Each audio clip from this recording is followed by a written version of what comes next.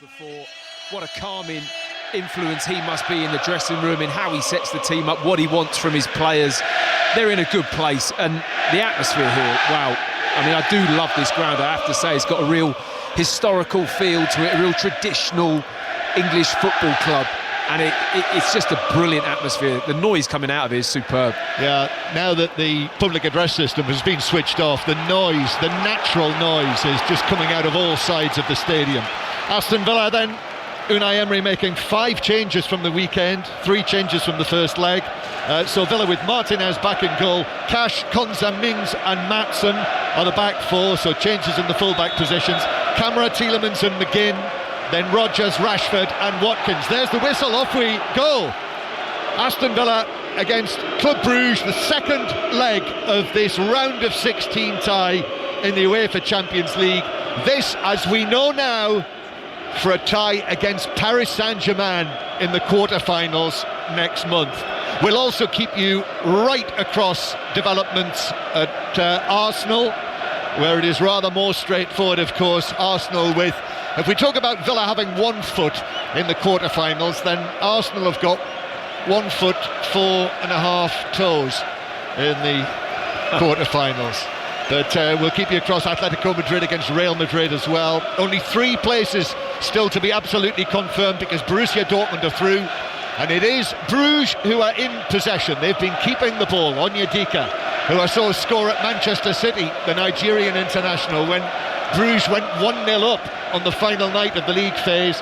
Here's the young right-back Saba, and the team in full for Bruges. Mignolet in goal, the veteran goalkeeper, the former Sunderland and Liverpool man.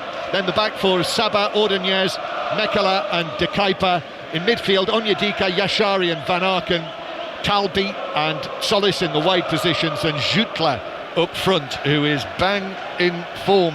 Jutla, the number 9, 6 goals in his last 7 appearances, and 2 of those goals, it should be underlined, were scored when they produced that one of their finest performances in recent times, when they knocked out Atalanta and won away against Atalanta. That is the warning, as Bruges come forward on the left-hand side, but the cross from De Kuyper is blocked out for a throw. And there has been an early goal in the second leg of the Madrid derby, which is being monitored tonight by John Akers again. And it's come inside a minute, and it's for Atletico. Atletico Madrid 1, Real Madrid 0, 2-2 on aggregate. Ball work down the right-hand side, low ball in, and there is England's Conor Gallagher to slide it home. Atletico 1, Real Madrid 0. Goodness me, that has to be one of the biggest goals of Conor Gallagher's career. Absolutely. To score in that match. As Bruges, long throw into the area, but the referee spotted an infringement, and Aston Villa have a free kick. So what about that? That's all square, 2-2. Big game that, isn't it now? Crikey, early goal really set that alight. That match, I mean, it's big enough anyway, isn't it? But that early goal really does make it interesting. Yeah, the quarter-final, Arsenal will be playing the winners of that tie, and the second leg will be in Madrid. Whereas in this section of the draw, the winners of this against Paris Saint-Germain, the first leg of that will be in Paris, in the Parc des Princes. Aston Villa in possession with Cash all the way back to Martinez. They're not rushing things. It's a night tonight, even though Unai Emery says in the match programme tonight, the glossy Champions League match programme, dark blue and silver on the cover, he says tonight is a night where we must not take a step back. Those are the orders. But they're in control, they're calm about it. Watkins with a header forward, but Mekala is able to win the ball, and it goes all the way back to the now 37-year-old Simon Mignolet. Cash returning the ball to Martinez at the other end, who missed the game at Brentford on the weekend. Asensio's the substitute, by the way. He's fit as well, but only on the substitutes bench, the informed Asensio from the weekend, when you saw them. Yep. Win at Brentford with Ollie Watkins' goal against his old club. Yeah, it was a good performance actually. They defended very well. I mean, Luca Dean and Disasi at left back and right back was superb against Mbuemo and Sharda, and really made the difference actually. Obviously they've got a rest tonight, but I'm just looking at Club Brugge and thinking, well, how do you go about this? You want Villa to have the ball, you want them to get up the pitch. Aston Villa are just being quite cagey at the moment, not looking to really commit forwards, but Bruges need them to get up the pitch so they can play their counter-attacking football, and at the moment it's almost like Villa are saying, no, we'll just stroke the ball around. We're not too keen on getting forwards or pressing or trying to score a goal. We're just going to see how this game pans out. What is that? Is that sensible, Matt, do you think? I think so, because they're solid out of possession. John McGinn's pressing quite high through the midfield. He's playing very central, and they don't need to come too high up the pitch. Here's young Saba for Bruges, but his pass forward to Talbi is intercepted, and so Villa have got it back. And here is Tielemans. Tielemans turns and then just plays the ball back into central defence to Tyrone Mings. It really feels as though that extraordinary clearance, that goal line clearance, that little touch that he had, I think it was Van Aken's header, wasn't it, across goal, that Mings was able to clear away, just deflect around the post, was highly significant in the tie. I mean, he did well to get his leg up there, John, didn't he? He did. Very yoga move, wasn't it? Yeah, well, as Brian Johnson once said. But the ball is being carried forward now for Bruges by Solis, out to the left-hand side. De Kuyper with the cross, but that's blocked out of play for a throw-in. And it's to the Emirates, and Alistair Bruce ball, because it's taken just over 5 minutes for Arsenal to score again against PSV Eindhoven. 1-0 on the night, 8-1 now on aggregate. Alexander Zinchenko with an absolute ripper. He was fed by Sterling, and he just whipped it past the keeper from outside the area. Arsenal 1, PSV 0. As the ball is with Bruges on the right-hand side, so your old club already ahead, and that's been a tough tie, hasn't it, for the Dutch champions. That is not a nice game to be playing in now for PSV, is it? I mean, difficult anyway, turning up at 7-1, but to concede so early against an Arsenal team that, like I said earlier, has got 4 left-backs in it. Not a good start to the evening for them. We mentioned the tifo that was dropped down from the roof of the Holt end before the match, as the ball is fired now down the left-hand side to the full-back, De Kuyper. De Kuyper's little ball into the penalty area. Villa cut it out. Oh, that's given away on the edge of the box. Left foot shot is high over the top from Saba. I'm getting information coming at me from all angles about the lamps. So let me tell you this now. That legend has it that in 1874, 4 members of the Wesleyan Chapel male adult Bible class met under a gas lamp in Heathfield Road to form Aston Villa. So there we are. It is historical. It's not Peaky Blinders. It is proper Villa history. That is the reason for the gas lamp. I thought it wasn't that complicated. I'm surprised you didn't know that, John. I thought that was quite complicated. As Mekela plays the ball back to Mignolet on the edge of the box, hence the reason. Well, I did say before it came down, I did say to Kelly, I hope I understand what this is all about, and I plainly didn't. Aston Villa 0, Club Bruges 0. Ball chipped towards the left-hand side, where De Kuyper is able to take it down. And that's their threat from the sound of it, isn't it? De Kuyper, Solly on the left-hand side, getting good deliveries into the box, bit of quality. I think the left-back gets forward, scored in the first leg. I think that's the area that Aston Villa need to be wary of early on. Yes, Bruges with the ball again in the centre circle, and here's the pass from Mekela, who's looking for that ball down the left-hand side. It's De Kuyper pushing forward again. He scored the Bruges goal in the first leg. Comes back towards the corner of the box. Solis rolls it all the way back to Onyedika, then out to the left-hand side again. Once more, it's De Kuyper, works it back onto his right foot, and then the Nigerian Onyedika, who is first further back towards the centre circle, then a left-footed cross in, and it's headed across goal by the arriving Van Aken, who's a real danger. Midfielder, the captain. He's a tall man, but he couldn't get the contact on that he wanted, and it flashed across the face of goal from the cross from Yashari. Big chance, really big chance. What a run, lovely cross. I mean, Pep Guardiola's a fan of his kind of movement. You can see why he just drifts into the box from the midfield, really runs late, gets a glancing head on the ball across the face of Tyrone Mings. If he gets any more contact on it, it's in the far corner of the goal. He just doesn't quite get enough purchase, and it drifts about 2 yards wide at the far post, but a real chance early on. Yeah, that was a real opportunity for Bruges to put some pressure on Aston Villa, and one of their most dependable men, Van Aken, the long-standing captain of this club in his 10th season as a Club Brugge player, recently named actually as the Belgian Footballer of the Year in terms of players within the Belgian league. Third time he's won that, but that header, he just didn't get the contact that he wanted. So here, as Brugge come out from the back, it's been quite a positive start, I must say, by Brugge. Very good. They're a good team. They are. They move the ball around nicely. They get it forward quickly. They manoeuvre it well in wide areas to get deliveries into the box. That was a classic example. They had it wide, few passes, waiting for the right opportunity, the right angle, and the delivery was good. So Bruges still in possession near the halfway line. Villa in the claret and blue shirts, white shorts, blue socks, and it is Bruges attacking down the right, and Konza has to come across and prevent the ball from reaching the dangerous Van Aken, and then Tielemans is fouled by Jutla. No, free kick not given.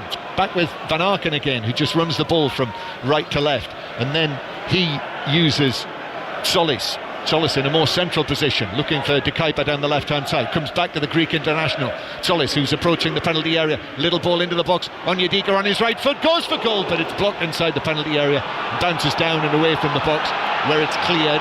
And then again, Bruges pick up the loose ball, and you can hear the frustration. Unai Emery actually steps forward and puts his palms apart. They're up against it, Villa. Yeah. Was that for the crowd, that? Just a little calm down. Just calm down. I think he's trying to be relaxed about it, but the crowd has started to feel a little bit edgy. It's been a really good start from Bruges. I'm telling you, anyone connected to Aston Villa tonight, who I talk to, we're all saying it's, you know, this is edgy. This is edgy. Yeah. It's edgy. It's not certain. Well, 2-goal lead. A lot of people do say 2-0 or 2 goals ahead is one of the most dangerous positions you can be in at half-time in a game, and that's technically where Aston Villa are at. Yes, I think that's already in our great glossary of football commentary on the. It's been said a few times. On the Commentator's View podcast, of which there will be a new one on Friday. Although I'm not going to be involved in that one because it is England's squad announcement day, so we'll have that news all day Friday. As the ball is taken in towards the edge of the area, Jutla looks to flick it into the box, but Camara was there just to see it back to goalkeeper Martinez. That's a poor clearance from him, but he reaches Rodgers in any case, and now Cash has an opportunity to bring it forward. But this is great effort great pressing by Bruges. Solis just stopped Cash in his tracks, and Villa had to go back into their own penalty area in front of the Holt end, passed across the 6-yard box to Martinez, and now Tyrone Mings is able to pass it forward. This is for Maatsen to chase. Maatsen, remember, he played in the Champions League final last season when he was on loan at Borussia Dortmund, who are already through tonight, by the way. Sounded like quite an edgy tie against Lille, but the German club went through, and Dortmund will play Barcelona in the quarter-finals next month. Incidentally, we are expecting, I heard Ian Dennis mention this last night, Ian tells me that the confirmation of the dates and kick-off times will be coming to us at some point tomorrow.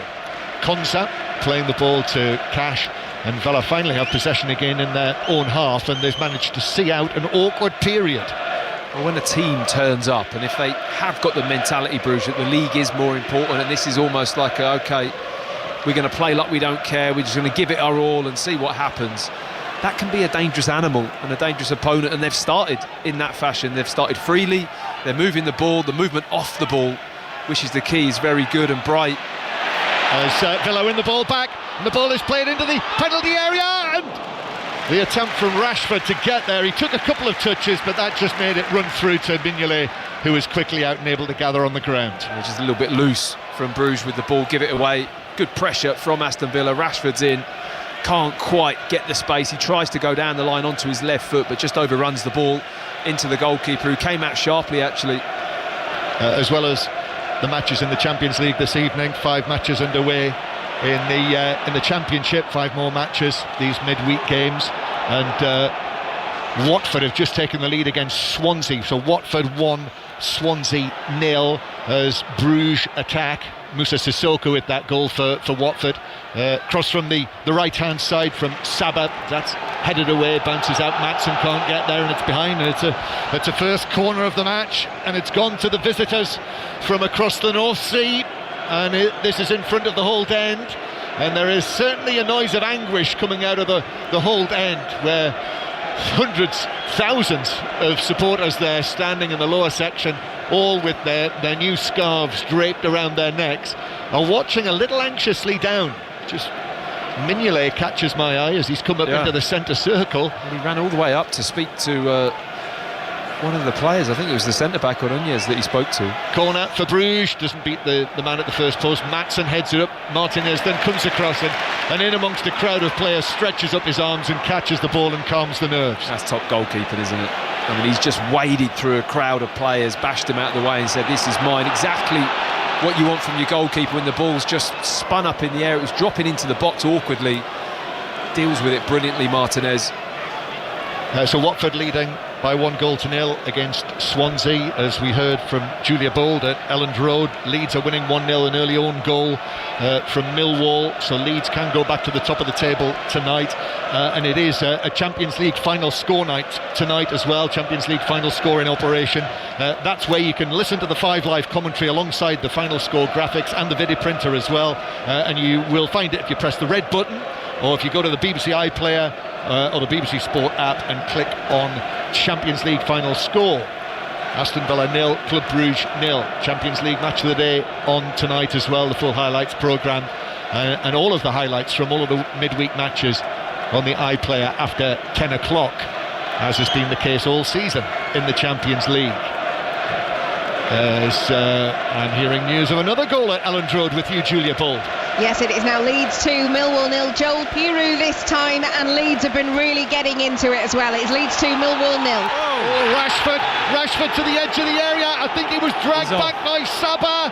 He's off. Rashford would have been clean through. I think the red card is going to come out of the back pocket in just a moment, although the referee is delaying. Out it comes, there it is. He's gone. They're down to 10 men. The young right back, Kyriana Saba, the 20-year-old, pulled back Rashford just outside the box. He's got to go. Bruges look crestfallen, but Aston Villa's lead here in the tie has just become all the more convincing because Bruges are down to 10 men. Wow, I feel for the young right back. He's just been caught. It's 100% a foul, and it's 100% a red card. The referee has absolutely no option. It's Martinez with the ball. The goalkeeper's going to kick it long. Bruges, because they're pressing, they're high tempo, they're trying to get after the game. The line is so high up the pitch. They're literally only 5 yards inside their own half, and Rashford just bends his run, times it well, out to in, runs inside the young fullback, and the moment it goes over the top, the ball skids off the greasy surface. And I'm sat here and I'm feeling for him straight away because he's just drowning at that point. Marcus Rashford has the momentum, he has the power to get on the end of the ball, gets across the face of him, and he just clumsily trips him up, and he goes to ground, Rashford. And you know, such a difficult scenario for the young fullback, but he just got caught on the movement. So he's left the field now. He took a little while, but in the end he had to make the walk. And the tunnel is just down to our left, so he just had to set off to his right, and he has disappeared now out of sight. And Villa, as a result, have this free kick. Going to go back to Elland Road in a moment, but Villa here with this opportunity. They've been up against it for the opening 16 minutes of this match, but Club Brugge now down to 10 men, and Villa with a chance from this set piece that Rashford, I think, metaphorically speaking, is licking his lips there. He's got his black gloves on. It's a cold night here tonight. I can see his breath on the air. Tielemans is there as well. Ollie Watkins is just moving away from the scene of it now. John McGinn as well, just to the right of the ball, the Villa captain. This has got that dippy Rashford flat hit written all over it, hasn't it? I mean, is it a little bit close to get it up and down? That's the only thing I'd say. It might be a few yards too close even, but lovely angle, isn't it, for a right footer? About the same distance as Bruno Fernandes's free kick, isn't it? Although this is left of centre. Although, as we know now, he rolled his back a yard to make it just that little bit better. So it's a free kick. Might be Tielemans. He might tap it, or it might be Rashford direct. Tielemans comes up. It's Tielemans. Mignolet saves. Mings very nearly gets there. McKellar was able to turn and put it out of play, though. Good save, Mignolet. It was Tielemans in the end, not Rashford, who took it, but a good save. More on that from Matthew Upson in a moment, but As promised, Julia Bold. Yes, we're back down to Leeds 1, Millwall 0, and Pirou's goal was chalked off. It was really tight, but it was ruled offside, so we are again Leeds 1, Millwall 0. But that would still take them back to the top. Here's the throw, Matson into the penalty area, flicked on, hits Watkins, but bounces down for Van Aken, who is going to run the ball towards the corner flag and then play it out of play, off camera, and behind for what is a goal kick. So it's Aston Villa 0, Club Brugge 0 on the night. That is 3-1 on aggregate still, but the main event of the match so far, the sending off of Saba, the right back, and so they're down to 10 men, Brugge. They've not made another change, have they, yet? That didn't happen just out of the corner of my eye. No. So they've kept with it. So it looks as though Talby is going to have to fit in at right back. He's just dropped back, hasn't he? Yeah. And they'll probably be like a 4-4-1, I would say. And they're going to have to make do with that. I mean, I just had a look at the replay, and I have to say, Martinez, that is some assist for that sending off in terms of the ball, because it wasn't just a punt and Rashford gambles. He actually spots the run really early of Marcus Rashford, and he sees it and he hits it, because the camera view from behind the goal really indicates that he sees the run. It was a brilliant ball over the top from the goalkeeper. That's Matthew Upson. Going to go back to your former club again, and Alistair Bruce Ball. 10th goal in the tie, equaliser for PSV on the night, 1-1, 8-2 on aggregate. Former Tottenham man Ivan Perisic sweeping into the top corner. Arsenal's much changed back four tonight, caught out. 1-1 on the night, 8-2 to Arsenal overall. Stoke City have taken the lead as Bruges break away, and crossfield pass is behind Talby. Stoke winning 1-0 against Blackburn. Ali Al-Hamadi, the goal scorer. Stoke down at the wrong end of the table, not won in 4 matches, but 1-0 up against Blackburn, who are not in the best of form either. Now the ball on the left-hand side with De Kuyper. Little one in, and then the overlap there from Solis. Solis' ball into the box, but taken down calmly and cleared away by Tielemans. As Villa will bring it forward again, and even though they're down to 10 men, suddenly we're back in the same pattern as previously when they had 11. Nice football as well, wasn't it? That little chance, they just manoeuvred on the left-hand side. They're very good at getting forwards down the left, playing little 1-2s in the pitch, runners off the ball, getting crosses into the box. They've done that so well in the opening 20 minutes. I mean, I think that the fans are actually really relieved that there's been a send-off. I mean, the cheer that went up when the red card came out, the Villa fans knew that just made this game even easier, because it has been a tough start. They have got a right back on the bench as well. Hugo Sike is there, although the right back who played against Manchester City in January, Joaquin Seis, is out with a hamstring injury. But the coach, the highly rated, the popular Nicky Hyen, who once coached Haverfordwest County in the Welsh Premier League, has decided to use Talby there for the time being. Here's once for Jutla, the number 9, the Bruges number 9, to chase down the right hand side, but that's out of play for a throw in. The final touch off the Bruges man for a throw in to Aston Villa. You've just nudged me and pointed to the screen in front of us, which shows that once again the Prince of Wales is here watching Aston Villa. You wouldn't, if you're a Villa fan, you wouldn't want to miss your team qualifying for the quarter-finals of this competition for the first time since 1983. When was he born again, Prince William? Must have been around about then, mustn't it? Must be. Was it 82 that early he was 80s, born? yeah. So maybe, well, he won't remember it, I know that much. Here's Van Aken. Now it is Talby. Back it goes into the centre circle. Mekala, Ordonez, and I must mention Ordonez is another Ecuadorian central defender. In fact, he's played alongside Pacho of Paris Saint-Germain, and hasn't he been impressive in those 2 matches? He was good last night, wasn't he? The blocks. I mean, I talk about Champions League football and the talent and everything, but what stood out was the defending, the energy, the running and the blocks and all the horrible gritty things that you need to be a top team. Both teams displayed it last night, but Paris especially, I thought, really did indicate that they mean business in this competition. Yes, and Ordonez, who is certainly a central defender for Bruges, but I noticed he did play right back for Ecuador in the World Cup qualifiers in November, and he's kind of moved across into this right back area while Talbi goes forward. So the 10 men of Bruges trying to, what was a really tough ask for them this evening is now much harder with the man disadvantage. So 0-0 here. I think they're just trying to balance off each other as best they can. I mean, they're still getting hold of the ball, and there's opportunities to pass it. They're looking comfortable when they have it. But this right-hand side, it's almost like they've lost their right back, and the right side centre-back and right attacking player have just attempted to deal with it. Ball into the Aston Villa penalty area. Jutgla went for a flick across the box, backheel flick, but that was blocked. Again, this is really positive, really impressive. And Unai Emery again in his big black padded coat comes stepping out, and you can tell, he's cutting quite a frustrated figure there, because Bruges are the better team, and you wouldn't know they were down to 10 men in this match since the dismissal of Kyriana Saba. Ball down the left-hand side. This is that's a heavy touch by Solis, the former Norwich City man, which takes it all the way through for a goal kick. Well, that's a shame, because I tell you what, the pass from De Kuyper was absolute top class. He receives it in the left-back position. Solis makes the run in behind Matty Cash, and he spins this ball with the outside of his right boot.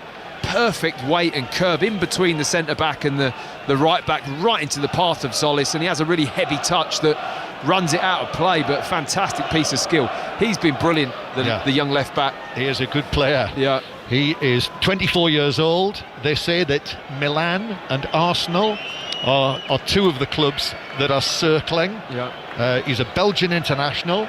He's got 7 assists this season, as well as a couple of goals, and he did, as I say, score in the first leg of this. He looks a very good player. Maxim De Kuyper. Aston Villa 0, Club Brugge 0. Still Atletico Madrid winning 1-0 against Real Madrid, so that is level at 2-2. As the ball bounces off Onyedika back to goalkeeper Mignolet. Mekele, clever pass that. Well played. Yeah, from Mekele in between two Villa players to Onyedika. Now it's Maxim De Kuyper again. De Kuyper over the halfway line. Here's Solis, the shaven-headed Greek international. He was part of the Greece side that won at Wembley in the autumn. First Greek team to beat England at Wembley, part of history there. It'd be part of Bruges history if they were able to turn this round tonight. But the overhit pass from Onyedika centre field. He apologises to Talbi, who's got an awful lot to do. Talbi now on the right hand side. He's playing two positions. Playing as the right winger, but sometimes as the right back. You've got Marcus Rashford just hovering out. In fairness, the right side centre back, Odonia, he's kind of stepping out into that right side just with Rashford at the moment, and they're having to match up 3 for 3 at the back, Bruges, and you just wonder if Villa can break through the lines and get the movement and get Tielemans or McGinn on the ball. You would fancy them to fashion a good opportunity sometime soon. Almost half an hour played. Aston Villa still well placed to claim their place in the quarter-finals of the Champions League, first time since 1983 when they lost to Juventus in the quarter-finals as the defending champions, having won it in 82. The famous words of Brian Moore when he was commentating on the television are still up on that banner just under the roof of the Doug Ellis stand on the far side of the ground. As Bruges come forward, Talbi tries to turn Maatsen, but the ball's out of play for a throw-in to Aston Villa. That banner up there, Matt, right up, it's in front of the television gantry, isn't it? Up there, runs right along the top of the television gantry, up near the rafters of the Doug Ellis stand. It used to be in position halfway up the north stand, but I think with all of the Champions League paraphernalia this season, they've had to move it, so they've put it up there instead. So the ball comes back into the centre circle, and De Kuyper, curly-haired De Kuyper, is able to take possession and play it out to Mekele, who's still wearing a mask as he did, the central defender, back in January in the Manchester City match. Comes back to De Kuyper again, who's almost in one of the central defensive positions. So with 10 men, this Bruges side have almost got to play total football here, as well, that wasn't total football, as Odinez passed it out of play for a throw into Aston Villa just down in front of us. They're having a good crack at it though, aren't they? They are. I have to say, they are playing some nice football. I mean, you cannot beat a one-touch pass. I mean, it's so hard to play against, and they've made one or two really lovely one-touch early, bang, just put it through the lines, and they're at the other side, and they've actually been really comfortable with the ball and composed. If they produce the miracle tonight, Bruges, and knock Aston Villa out, it'll be the first time they've reached the quarter-finals in this competition since they reached the final back in 1978 and lost out to one of the great European Cup final winning goals scored by Kenny Dalglish. Here's Maatsen coming in field. Mekele puts in the challenge, but the offside flag is up, and it's a free kick to Bruges. So it is still Hull City 0, Oxford 0, still Leeds 1, Millwall 0 after that goal was chalked off. Portsmouth 0, Plymouth 0, Watford 1-0 up on Swansea, and Stoke 1-0 up on Blackburn. Bruges being put under pressure, but that's a foul on Solis. So a free kick to Bruges in their own left-back position. How are things shaping up in Madrid? John Akers is following it from afar. Atletico 1, Real 0, so 2-2 on aggregate. And since that goal inside the first minute for Atleti, Real have had lots of possession but no real chances. Rodrigo, their best effort from long range, tame, saved. Atleti 1, Real 0. Ollie Watkins was set away through the middle, but that was excellent defending from Ordóñez, the Ecuadorian we were talking about. Yeah. Shoulder to shoulder with Watkins, used his pace, and Watkins wasn't even able to get the shot in. Literally just ran past him, shrugged him off, out the way. Watkins was through. I thought that the ball through was brilliant, and that's what I was saying earlier. Just Tielemans on the ball, sees the pass. You'd think 3 for 3. They're gonna manoeuvre that space, but the recovery from Ordóñez in terms of getting the other side of Ollie Watkins was absolutely superb.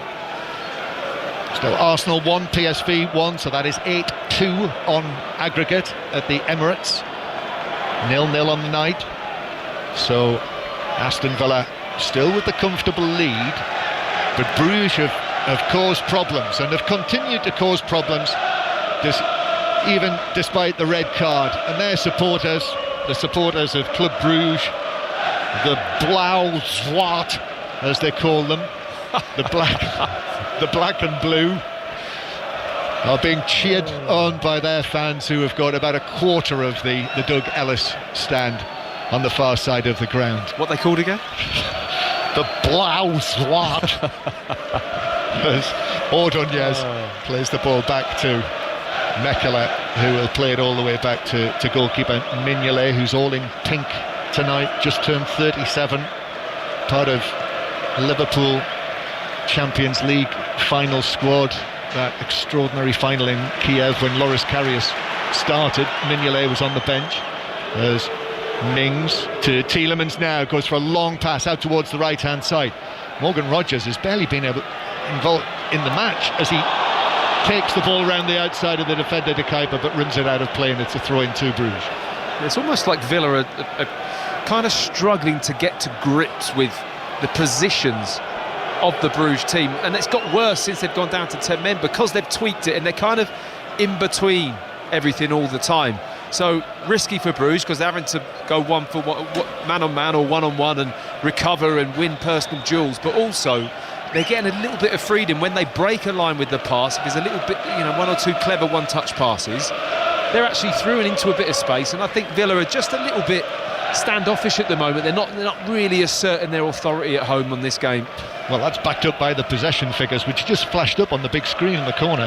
Bruges with 64.1% possession. Yeah. Which maybe doesn't suit them in terms of scoring a goal, John, because they want a counter and they want Villa to come onto them, but it adds to a nice kind of controlling performance which they've got, which I know is no good for Bruges. They need goals. I misread that. It's just 64% possession, not 64.1% possession. Did you say 0.1? I did, yes. I misread it. Here's Van Aken, centre field, right-footed ball, over to Calby, and Calby up against Maatsen, and still going Calby, left-footed shot, but it's caught by Martinez. I thought for a moment there that was going to dip over him, but it actually lacked the whip, and Martinez was able to catch it quite comfortably just above his head. A small deflection off Tielemans, just put a little bit of loop on the ball, changed the trajectory a little bit, but Martinez very calm, straight away catches it and just puts his arms down as if to say, everyone just calm down. It's been maybe the anticipation and the feeling that you picked up on before the game, John, in terms of the supporters. It's just maybe eked into the team a little bit. Yeah, I think you're right. They are struggling to cope with the situation of having a 2-goal lead and also having a man advantage. It's the classic being caught between two stools, knowing what to do, and therefore that's adding to the tension. It is 0-0. Half-time in the 7:45 matches in the Championship at Elland Road. Julia Bold. It's Leeds 1, Millwall 0. An own goal from Jake Cooper early in the game. Manor Solomon trying to whip the ball into the box from the left. It deflected in off the Millwall captain. Leeds are top right now. Leeds 1, Millwall 0. As again Brugge on the attack with Yashari, the midfielder, who is able, that is persistent play from Yashari, and he ends up winning the throw-in for his team. An excellent performance so far. Solis is going off there to pick up the ball. It's going to be a throw-in level with the edge of the Villa penalty area. Throws it, Van Aken gets a sure touch, although he knocks it all the way back towards the halfway line. Half-time whistles going. Watford 1, Swansea 0, Portsmouth 0, Plymouth 1. Plymouth are in front in that match. And Hull City 0, Oxford 0. The half-time scores so far in the Championship. Villa have got possession back. We've got 10 minutes to go to the break here. Tyrone Mings just knocks it on in front of himself, but then uses Maatsen, who comes in field. Maatsen, little ball forward, touched by Rodgers, that's nice. Maatsen then forward to Watkins. Watkins just outside the D, now to the right-hand side. Cash being forced back and actually takes it again out to the right, and then in the end it's actually Maatsen in the end who on his left foot goes for goal, but got right underneath that and sent it way over the top of the bar. Yeah, leaning back badly, wasn't he? Wasn't really quite set to hit this, Maatsen. He finds himself over on the right-hand side as Cash comes in and then sees the opportunity, slips the ball between his feet and always leaning back, wants to bend it with his left foot into the far post, but a rare Aston Villa attack. It's all been Bruges at the moment who've looked more of a threat. Straight back to Arsenal, Alistair Bruce Ball. Arsenal 2, PSV 1. Declan Rice has just headed in. Credit to Raheem Sterling, though. He's had a tough season at Arsenal so far. Brilliant work down the right. Beat 2 men, floated the cross in, and Rice headed home. 2-1 on the night, 9-2 on aggregate. So Declan Rice scored that very good goal at Old Trafford on Sunday afternoon. It was Mustafa Bundu who scored the goal in the 44th minute at Portsmouth for bottom of the table Plymouth Argyle. Mignolet, left-footed ball. Van Aken takes that down and then sends a crossfield pass here to Talby, who's just down in front of us here, our commentary position, quite low down in the Trinity Road stand. The Prince of Wales sitting somewhere up and back to our right, I would say. That tends to be where he sits, isn't it? I reckon he's got a bit more leg room than we have. He can stretch out a little bit. The Prince of Wales? Yeah. Do you think? Is he folded into a seat as well? I don't think so. We still haven't established when he was born yet, have we? No. I thought we'd be inundated with that information after the Street Lamp. You should know, John. After the Street Lamp, couldn't get more information about the Street Lamp. There's Mignolet, then with his left foot out to Van Aken. Infield it comes. De Kuyper again at the heart of the action, cross to the right-hand side. Talby's got the ball on the ground now, running at Maatsen. Rashford's helping him out. Ruben Amorim would like that, as Talby then plays it back behind him to Onyedika, and then given away, centre field. Villa, Watkins has gone for goal, but too late. Marcus Rashford turns away, not terribly impressed with that, given the body language there, and likewise McGinn. Yeah, bit of a glare, wasn't it?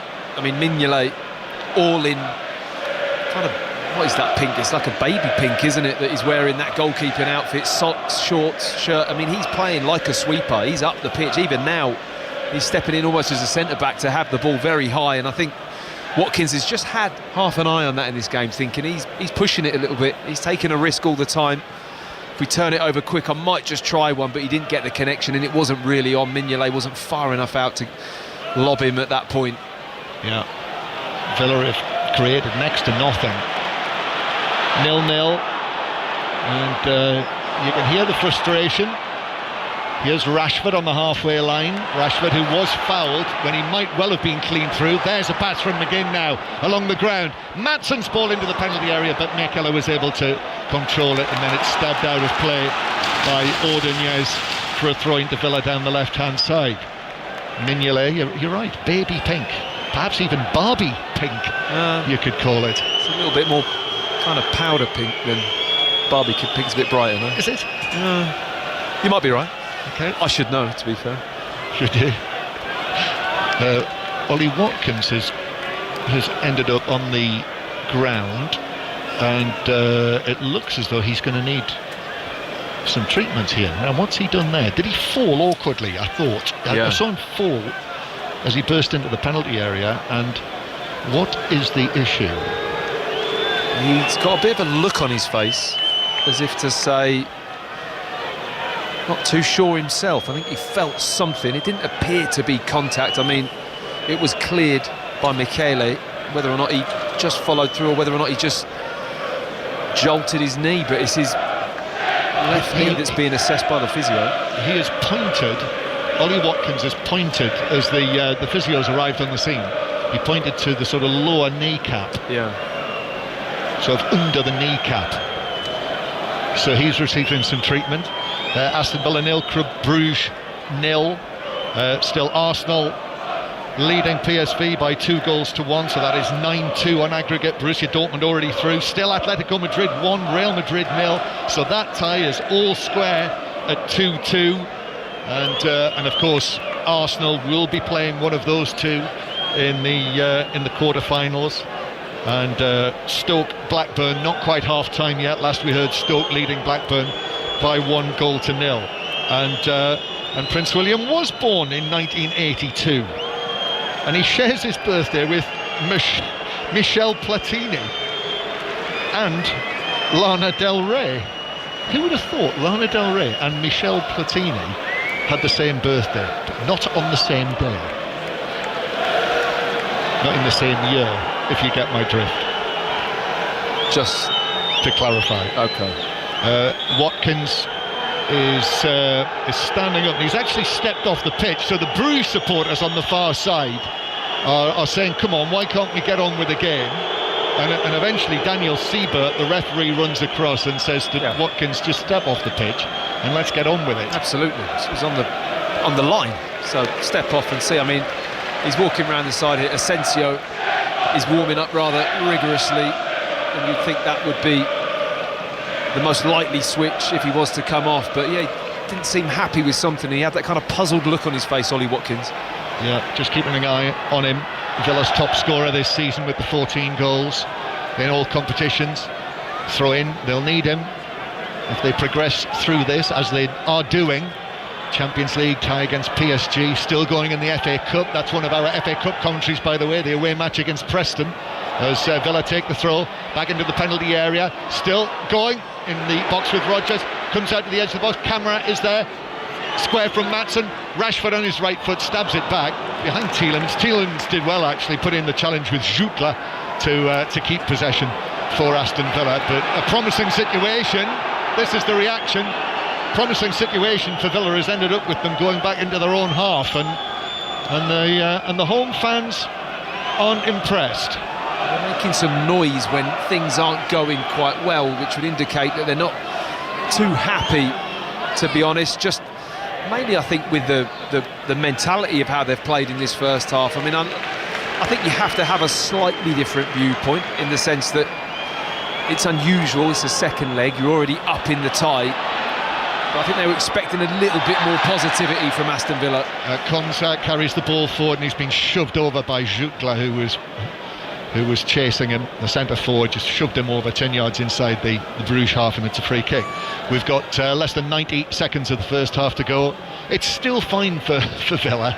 If you're tuned in, if you're a Villa fan, you're thinking, goodness me, this sounds edgy. It is still 3-1 to Villa on aggregate, and they're going to play the vast majority of the match with 10 men, Club Brugge, after the right back Kyriana Saba was sent off in the 17th minute. However, it's just not comfortable enough. Free kick. John McGinn is going to take this, left-footed, curling it in towards the edge of the box. Mings goes for it, but that was headed away by Van Aken. Comes out to Tielemans, who goes back to McGinn nearer the halfway line. Left-footed ball from the Scotsman, high out towards this right-hand side, the Belgian right, headed away by Ordonez. Mings on the left wing. Mings cross. Rashford takes it down, but shoots left-footed into the side netting from the angle. Took it down nicely with his right foot, shot with his left, but wide by a yard. Yeah, decent spot from Mings as well. Gets in the crossing position, right on the left corner. Thinks he's going to whip it into the box, but he just sees Marcus Rashford out the corner of his right eye and thinks, I'll just clip that into him. He chips it into him. It's a good first touch, and he tries a half volley with his left foot. Rashford on his second touch drills it low, but a good yard in front of the near post. Tries to go into the near post, but just slices across it a little bit. Yeah. Listen, if you're a Villa fan, I think we should make it clear this by no means is a scare here. They're not in danger yet. McGinn playing the ball over the top, but that's headed away by Ordonez. Bounces back to the edge of the box, so McKellar is able to turn it away.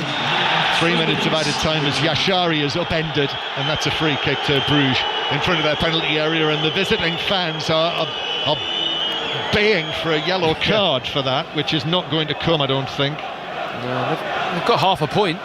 McGinn does go through the player to win the ball. I think he gets a little piece of the ball. It's not quite a yellow card. I mean, he goes to ground, does take Yashari, but he wins the ball as well. I think John McGinn just trying to set the tone a little bit and maybe put a couple of tackles in and just lift the mood of this performance. Because all we're talking about is performance here, John. Like you said, it doesn't feel a threat.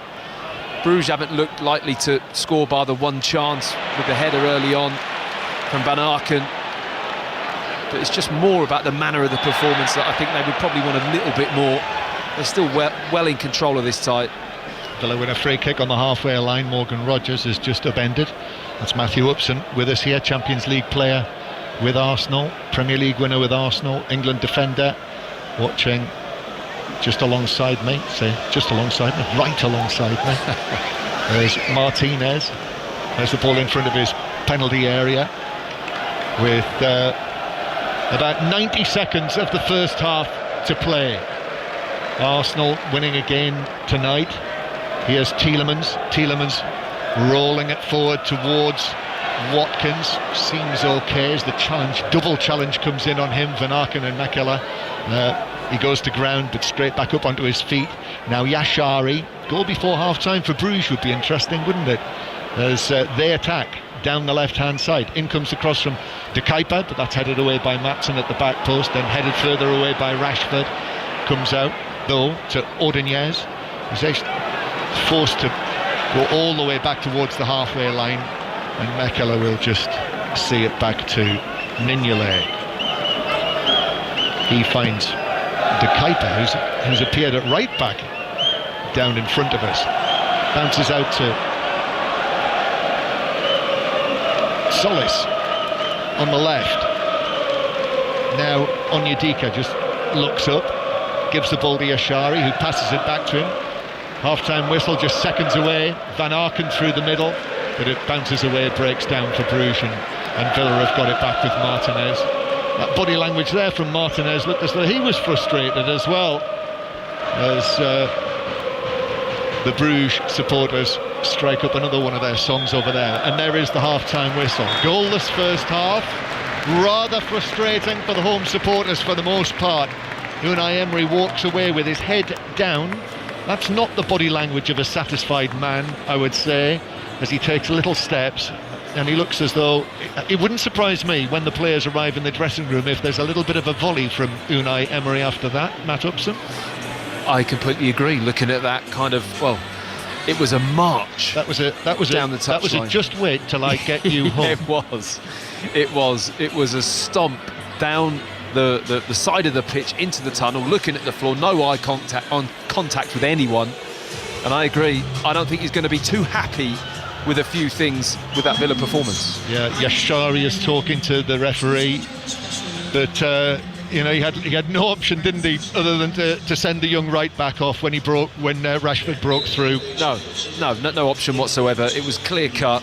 Got completely done with the movement, but it was a brilliant ball from Martinez. Martinez picked Rashford out there. He saw the beginning of the run and thought, I'll go over the top here. There's enough space. Bruges were really high. They were too high up, and they just got caught out, and it's a shame for the right back. So there we are. They all disappear down the tunnel. And listen, as we say, you know, if you're a Villa fan, this is not a scare, but it's certainly not a glorious romp through into the quarter-finals either. Bruges down to 10 men, half-time, Aston Villa 0, Club Brugge 0.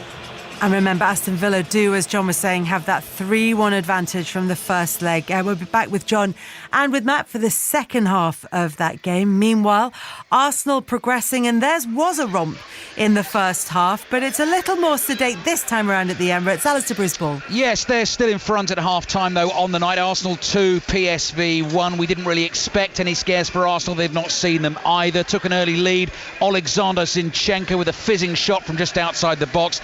That was a layoff from Raheem Sterling. Equaliser for PSV from the former Tottenham man Ivan Perisic. And then Sterling, brilliant work again down the right, beat two men and crossed for Declan Rice to head in 8 minutes before half-time. So 2-1 on the night, 9-2 on aggregate. It could be more, Kelly. Lewis Skelly has seen a shot come back off the post, and Sterling freed by Zinchenko on a counter-attack. Long run from the halfway line, just couldn't do the last bit and beat the keeper. Arsenal 2, PSV 1 at half-time, 9-2 overall. Yeah, looking very straightforward indeed for Arsenal. But the game with real jeopardy in the Champions League this evening is the Madrid derby at the Wanda Metropolitano. John Akers is watching that one. It got off to some start. Atletico going ahead in the first minute of the game. 27 seconds, the Gallagher goal timed at. Conor Gallagher, the fastest in the Champions League this season. Low cross from the right, and he timed his run and his slide to perfection to bundle home, toe poke home from a few yards out. Fastest by any English player in Champions League history. Real have had lots of possession, but no real cutting edge. Atletico 1, Real 0, 2-2 on aggregate. Let's run you through what's happening in the Championship this evening. It's Hull 0, Oxford 0. Leeds are 1-0 up at home to Millwall. It's Portsmouth 0, Plymouth 1, Watford 1, Swansea 0 and Stoke 1, Blackburn 0. We'll round up the rest of the day's sports headlines and we'll be back to Villa Park for the second half of Aston Villa against Club Brugge very shortly. First, though, the BBC News with John Barnes. This is BBC Radio 5 Live. Listen on BBC Sounds. The White House says US representatives are on their way to Russia to discuss a proposal to end the war in Ukraine. Washington has proposed a 30-day ceasefire, which has been negotiated with Kyiv. Officials in Moscow say they're waiting to be briefed on the deal before commenting. The former Deputy Secretary-General of the UN, Jan Eliasson, says it's unlikely that Russia will agree to the deal. The chances are slim that the Russians will accept the proposal in its present shape, because Russia thinks still that they can win militarily, and also the proposal was worked out without their participation. President Trump says he will respond after the US and after the EU and Canada announced retaliatory tariffs on goods from the United States. Canada's industry minister says families in America would ultimately pay the price for the levies. A SpaceX rocket will blast off later on a mission to bring back to Earth two stranded astronauts. Sonny Williams and Butch Wilmore have been stuck on the International Space Station for 9 months. An Australian patient has made medical history by surviving more than 100 days with a totally artificial heart. Doctors said the man, who's in his 40s, was well enough during that time to be discharged from hospital. And Spotify has broken the record for the highest annual payment ever made to the music industry. New figures show the streaming service paid music rights holders £7.7 billion last year. Formula One is back. With 24 Grand Prix weekends. In 21 countries. Across 5 continents. It's all lights to the lights and fed to the floor. I mean, we're on the edge of our seats here. And it all begins on Sunday at the Albert Park Circuit in Melbourne, Australia. To the outside, into the left-hander. F1. The Australian Grand Prix. Sunday morning from 4 on 5 Live and BBC Sounds. This is 5 Live Sports. The Champions League with Kelly Cates. Listen on BBC Sounds. Our Champions League commentary this evening is from Villa Park, where Aston Villa are 3-1 up against Club Brugge on aggregate, but it's 0-0 on the night. Big second half coming up, although Villa looking relatively comfortable and confident of progressing to the quarter-finals, where they will play Paris Saint-Germain. Elsewhere, England are just one of 3 teams that can win the Men's Six Nations this Saturday. Steve Borthwick has selected his England side to face Wales at the Principality. Rugby Union reporter Sarah Orchard joins us now. Sarah, England still in with a shot of winning the Six Nations. So what do they need to happen? Yeah, good evening to you, Kelly. Well, it is a bit complicated, but the main thing you need to know is actually what France do at the weekend. Of course, there's 3 games this weekend. It's Italy, Ireland, Wales, England, and then France versus Scotland. France, they're in the driving seat. The destiny's in their own hands. If they win with a bonus point, they get the title. There are permutations that England can win. They need to win with a bonus point against Wales and hope that France fail to beat Scotland. There's also a permutation for Ireland, even Scotland to win. But you would say the most likely of all of the outcomes is that France will lift the title come Saturday evening. So that's the most likely. But if England are still in with a chance, is it a surprise then that Steve Borthwick has made 9 changes to the 23?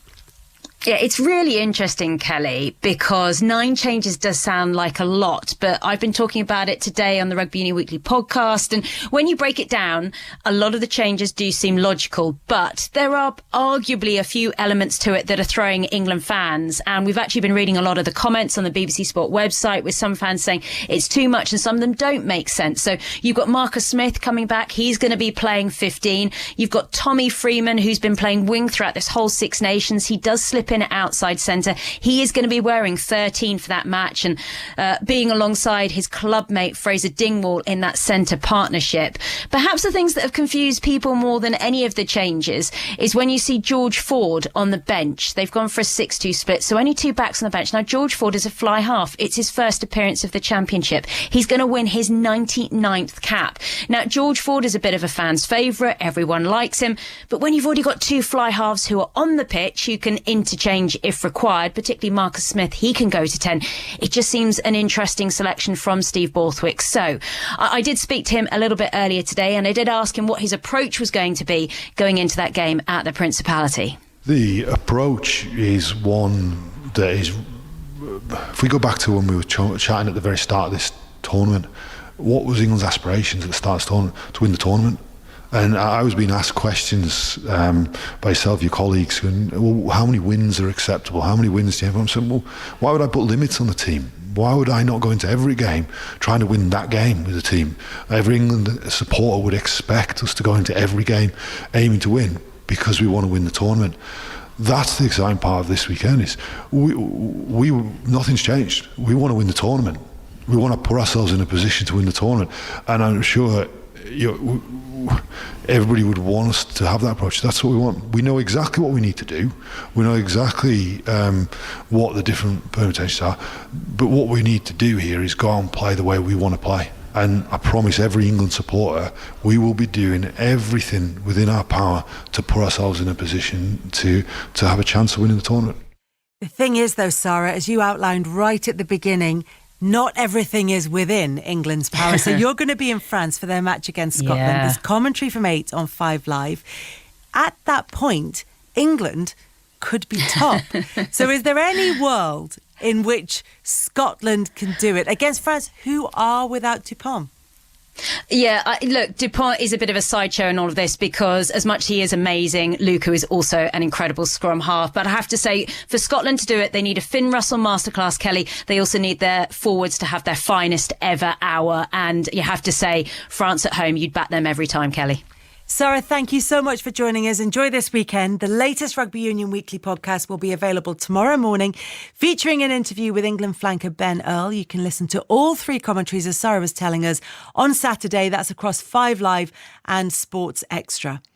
The Players' Championship begins tomorrow in Sawgrass, Florida, which is where we find our golf correspondent, Ian Carter. Ian, 1 day away. Yes, we are. Scotty Scheffler, the defending champion, looking to make even more history, having been the first player to defend his title here at Sawgrass last year. Hasn't won, though, this year. Only 4 appearances since injuring his hand on Christmas Day this year. So we'll have to wait and see whether he can make more history over the coming 4 days.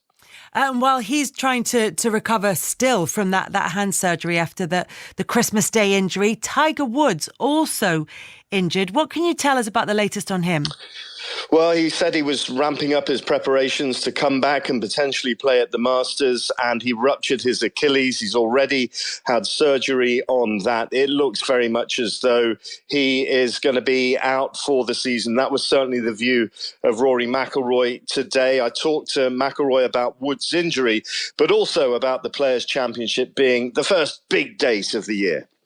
Yeah, it is. I definitely feel like this tournament has a different feel to it than even the other signature events that we have. I feel like the tournament does get better each and every year. They reinvest in the golf course and in the facilities, and it's a great event. So yeah, great to be back. Looking forward to the first 2 days in a pretty marquee pairing or a marquee group, and excited to get going. The other news of the week is less upbeat, obviously, with Tiger Woods and his injury. You know, he's had so many setbacks. I mean, it almost defies belief that he can come back from another. What's your feel? I mean, if that happened to you at that age or something like that, could you go to the well again and try and get back and competing? I couldn't, but I'm not Tiger Woods. But, you know, he's a different animal to the rest of us, and I'm sure he'll relish the rehab process and getting through it and all of that. But yeah, look, it's tough to see. He's had no luck with injuries over the past few years, and yeah, look, I hope, like all of us, that we can see him back on the golf course and playing again. But first and foremost, just hope he's in good spirits, and it's tough to see, but yeah, hopefully we do see him again on the course. Ian, as far as Rory McIlroy himself is concerned, he plays the first 2 rounds tomorrow. Then on Friday, he's got the world number 1, the world number 3, Scotty Scheffler and Xander Schauffele, and it's being dubbed the supergroup of the week. Quite rightly too. Scheffler, not only the defending champion here, he's the Masters champion. Xander Schauffele with 2 major wins. They're the top 3 players in the world. One thing to say, though, Kelly, Rory McIlroy out on the course today for a practice round, and he was heckled by a spectator who brought up his capitulation in the 2011 Masters. And McIlroy walked over to him and said, "Can I see your phone?" The spectator handed over his phone. McIlroy took it and then walked down the fairway with that phone. Don't know if it's been returned or not, but that is a video that is proving rather viral at the moment on social media, and maybe there'll be more developments on that as the day continues. Yeah, not a week in which you want added distractions. Ian, thank you so much for joining us. Ian Carter there, and we have commentary of the 3rd and 4th rounds of the Players' Championship on 5 Sports Extra and BBC Sounds from 7:30 on Saturday the 15th of March and from 6 o'clock on Sunday the 16th of March. Play continues at Indian Wells. Russell Fuller is watching. Russell, there's been a shock. Coco Gauff is out, beaten by Belinda Bencic, whose baby is only 10 months old, but she's already won in Abu Dhabi last month on her return to the tour, and she beat Gauff from a set down to reach the quarterfinals, where she'll play either the Australian Open champion Madison Keys or the Olympic silver medalist Donna Vekic, who are just getting underway. And we'll hear later, Russell, Jack Draper in action. Yes, could be slightly delayed. He's up against the US Open runner-up and 3rd seed Taylor Fritz. That might not start till nearer 11 o'clock on Sports Extra. Not before 10, the lucky loser Sonny Kartal against the world number 1 Arina Sabalenka. 2 players with contrasting CVs. On the eve of this tournament, Kelly, one was losing in qualifying, while the other attended an Oscars party. How glamorous. Russell Fuller, equally glamorous, and coverage on Sports Extra from round about 10 p.m. Meanwhile, at Villa Park this evening, Aston Villa 3-1 up against Club Brugge on aggregate, but it's 0-0 on the night. They're just about to get underway. They're already underway at the Emirates, where Arsenal are 2-1 up on the night and 9-2 up on aggregate. But taking us through the second half at Villa Park, it is Matt Upson and John Murray. Thank you very much, Kelly. Aston Villa are going to make a double change with the score 0-0 at half-time, and that feeling of frustration. Unai Emery is taking off Boubacar Kamara, and also I presume Ollie Watkins I don't think is out there after he had that injury issue late on in the first half. I suspect that's just precautionary, Matt Upson, but Leon Bailey and Marco Asensio coming on. Yeah, I mean, Watkins looked like he picked up a bit of a knock, so you can understand, but I think changes were going to be made to shake it up. He's taken Kamara off, he dropped McGinn back into the usual position with him and Tielemans, who, you know, as a midfield two, they work brilliantly in front of the back four, and I think they'll want to be more progressive, more aggressive with their decision making and play in general, and I think Asensio will bring that little spark in the number 10 role. Yeah, and a bit of Champions League pedigree as well, with his various winners' medals from Real Madrid. So Asensio coming on, having missed the match on Saturday with a muscle injury, but having made quite an impact with 5 goals so far for Aston Villa, all 5 in his last 4 appearances. So the second half begins. Daniel Siebert, the referee. Aston Villa 0, Club Brugge 0. So Villa on their way through, still quite comfortably. 3-1 up on aggregate from the first leg last week over in Belgium, and also Bruges down to 10 men, having had their right back Kyriana Saba sent off in the 17th minute. So Asensio has gone over to towards the left-hand side. Villa in possession, claret and blue shirts, white shorts, blue socks, against the mainly black kit with the blue trim of Bruges. And Villa attacking with Tielemans, plays it out to the left-hand side. Maatsen is there. Asensio makes himself available and Villa go back into their own half. So Villa with Martinez back in goal as well, having recovered from his injury. The back four of Cash, Konsa, Mings and Maatsen, but then Tielemans and McGinn in midfield. Bailey now on the right, long pass forward. This is for Rodgers, who's now in a more central position. He won't reach that, and it bounces against the hoardings in front of the Holt end. So Bailey on the right, Rodgers in the middle, Asensio on the left, and Rashford now as the centre forward. Yeah, it looks like Rashford down the middle, doesn't it? And Asensio a little bit central. Rodgers on the left-hand side a slight bit.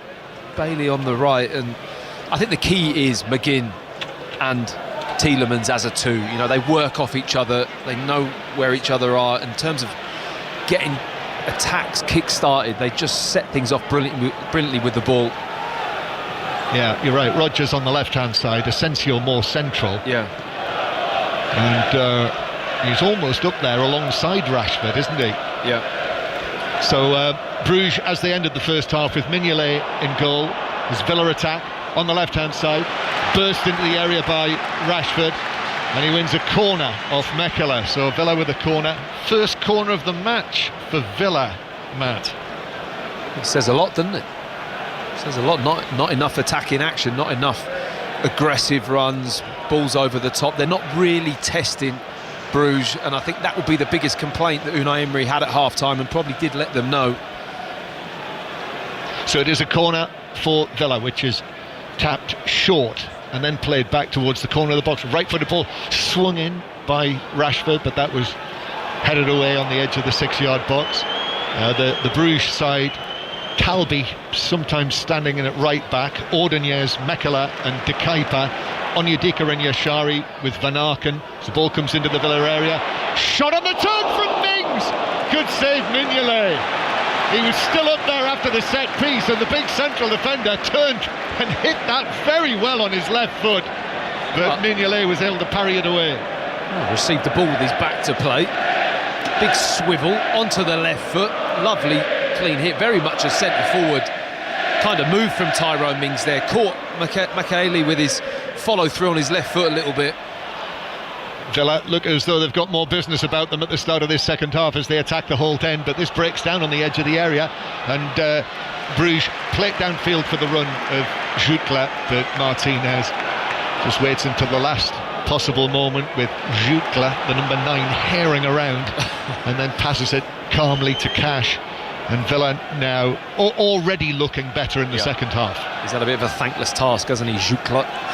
Not really had much of the ball at all, most of it out of possession, trying to shut the ball down. Here's Asensio running to the edge of the area, then laying it to his left. Rodgers flicks it back centrally, and Villa do well. McKinn actually was second best against Yashiri there, then uses Bailey. Bailey's one in the box, shot on the turn, it's Asensio again for Aston Villa, who take the lead in the second leg, and that massive stride into the quarter-finals of the Champions League as Asensio scores his 6th goal since his arrival at Villa Park in the recent transfer window. And Villa now a clear lead. 1-0 on the night, 4-1 on aggregate. There's no stopping them now, you would think. Yeah, that's fully wrapped up this tie for good. And it's the substitute who's made the difference again. I mean, lovely move from him. We had a great angle where we sat. The little flicked ball from Bailey into him. He just picks up a little position, Asensio, where he runs along the back line and he's kind of got his back to goal, but he's on the swivel as Bailey really cleverly just lifts the ball through with his left foot, flicks it between two defenders. He takes no touch and swivels all in one. Asensio swings his right foot and just gets a lovely clean connection into the roof of the net. Lovely move from him, great finish, great impact from a player that knows this stage very well, and you can tell with the intelligence that he had to pick up that position was lovely. And there we are. Villa Park can relax now. And the two substitutes, Emery's two half-time substitutes combining together. Bailey's little ball through. Leon Bailey scored the opening goal in the first leg, and here he creates the opening goal in the second leg. Yeah, it was a lovely flick, wasn't it? On the right-hand side, the ball came to him. He just sees the movement of Asensio across the line, and just, it was very casual, wasn't it? The way he just flicks it, chips the ball through with his left foot, almost just leaving it in a little area of grass, and Asensio straight onto it with that swiping right foot. Really nice move. So now the Aston Villa supporters really can begin to think about Paris Saint-Germain in the quarter-finals. First leg in Paris, the second leg here at Villa Park. Brugge are going to make a change. Gustav Nilsson, the big Swedish international centre-forward, is going to come on as Villa have possession inside the Brugge half. And the mood is completely different now inside the stadium.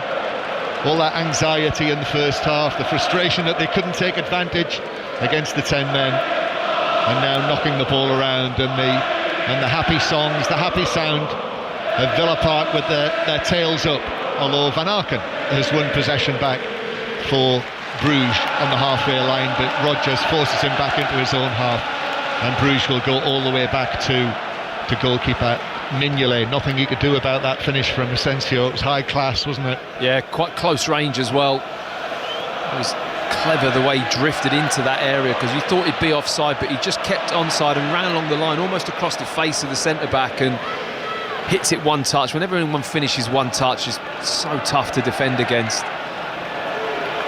And that goal by Asensio sets up in all probability a goal against a match against his parent club, which he will be allowed to play in. Here is McGinn forward of the centre circle.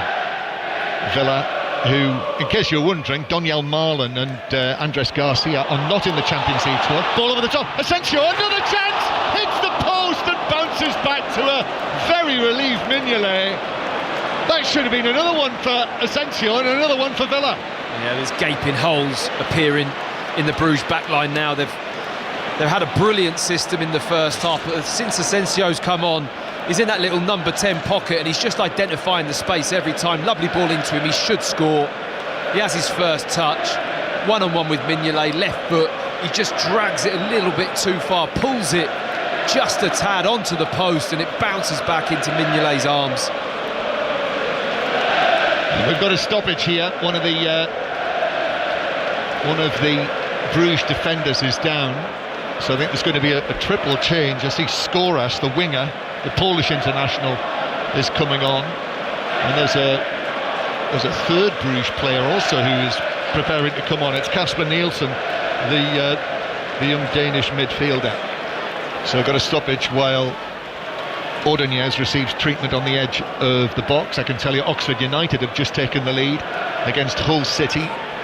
Mikael Helik with the goal for Oxford United.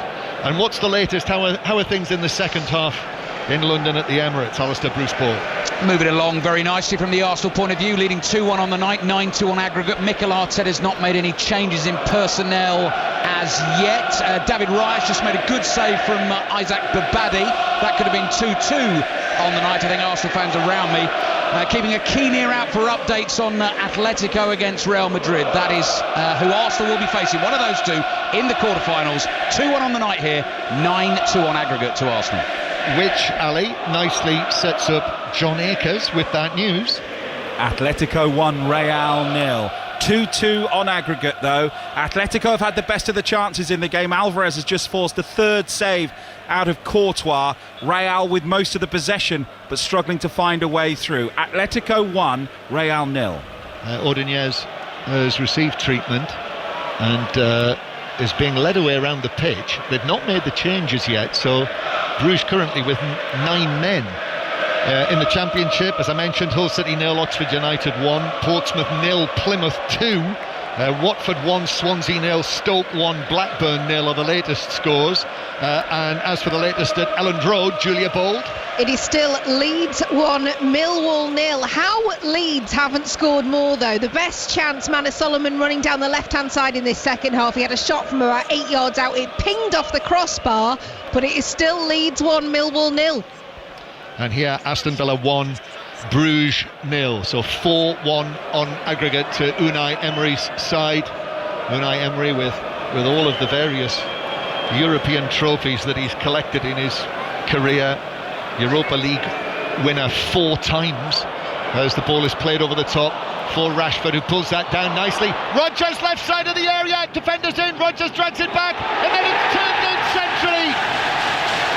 Maatsen was there, the left back for Villa, to make it 2-0 on the night. And Ian Maatsen collecting his first goal in an Aston Villa shirt in front of the Holt end to extend the Villa lead and make them safer than ever in the last stage of the Champions League. Aston Villa 2, Bruges 0, 5-1 on aggregate now. Well, I think there's a slightly tight offside decision from the ball from Rashford for Rodgers that will probably be being looked at, but Villa now really opening up and enjoying themselves. They're really relaxed. Good movement off the ball. The one thing that was really lacking in that first half were options and people running into space. They've done it so well in this second half, and Maatsen just pops up in the box as Rodgers just cuts the ball back into him, and he makes a really good run across the face by the near post, and it's a simple side foot into the net, and Villa in full swing now. We're just waiting for confirmation of that. More changes being made. De Kuyper has been withdrawn. I mean, this may well be offside, John, because from that angle it did look very tight as Rashford just fed the ball into Rodgers. It looked like it may be a fraction offside. Sorry, it's Yashari who's coming off, and Talbi, Yashari and Jutla have been substituted. We're still waiting for the offside decision, but I think the goal is being confirmed. It is. And there we are. Maatsen has got his goal. His first one for Villa since his summer move from Chelsea. He was on loan at Dortmund last season, but played for both Chelsea and Dortmund, if you remember. And it is 2-0, confirmed as 2-0. Asensio and now Ian Maatsen. Took a little deflection on its way in. Definitely Maatsen's goal though. Yeah, and there's a few scarves being waved in the air, and everyone inside Villa Park is certainly very relaxed now and just enjoying a European evening of football and the prospect of going through to the next stage, which is just fantastic for Aston Villa. Actually, it was a quadruple substitution, so De Kuyper did make way. So the other player to come on was Zaid Romero, who has come on into central defence, the number 2. Is that not De Kuyper? Oh no, you're right, De Kuyper is on. So who's the other player who came off? He's on the left back. Yeah, he's come on. He has moved over to left back. So the fourth player to come off. So we're watching Van Aken battling for the ball with Bailey, who goes down, and that is given as a free kick to Aston Villa. Bruges trying to just keep their cool now. It's not nice in this position. They knew that this time may get to a place where it's going to be a bit of a dead-end situation for them. I mean, the sending off really did bring that, but these 2 goals have gone in, and now they've got, a good half an hour or so to get through this game and just try and maintain their standards, because they've given a good account of themselves, it has to be said. Going down to 9 men, and how they played in the first half was very good. They conceded that goal when there were only 9 men on the field, which I don't think they were very happy about, but that's... they came off and they had the subs ready, so they didn't want to make a substitution straight away. And it was Ordonez who was the 4th player who was substituted with the injury, so Romero coming on to replace him in central defence. So now De Kuyper, as you said, Matt, coming across to left back. So much change, Bruges, and their Champions League journey is coming to an end here. What a great journey it's been. Sneaked through as the last team, the 24th team in the league phase, even though they were beaten on the last night of the league phase at Manchester City. They still qualified for the playoff round. Then they had that tremendous win against Atalanta, but now it's ending, and Villa with their tails up into the penalty area. Rashford, Asensio! It's 3-0 now. A second goal on the night for Asensio, and now Villa are romping it into the last 8 of the Champions League. Asensio can't stop scoring. 7 now for Aston Villa. 3-0 on the night, 6-1 on aggregate. And the expression of Unai Emery just stays the same. He's cross-armed in his technical area, just having a look around. I mean, he must be delighted with the reaction of his team at half-time, the changes he's made, how he addressed them in the changing room, but it's all about the run of Marcus Rashford, this goal. He's been much brighter in this second half. He plays the ball inside. It looks like it's going to get one, but then he just makes a run. Rodgers spins it in behind, and he's just had too much pace getting in behind. Asensio picks up that central, typical centre-forward type position, which he's done brilliantly in the second half. He's in the right place at the right time, screaming for the ball, gets slipped back to him, and it's another simple tap-in. They've got down in behind Bruges so easily in the second half, and it's a very simple finish for Asensio to pick up his second goal. Yeah, lovely, economical left foot finish, 6-7 yards out. While those goals were going in for Villa, Hull City have scored 2 in 3 minutes to go in front against Oxford United. Jamie Cumming own goal for the second of them, Joe Gelhardt with the first. So Hull City 2, Oxford 1, and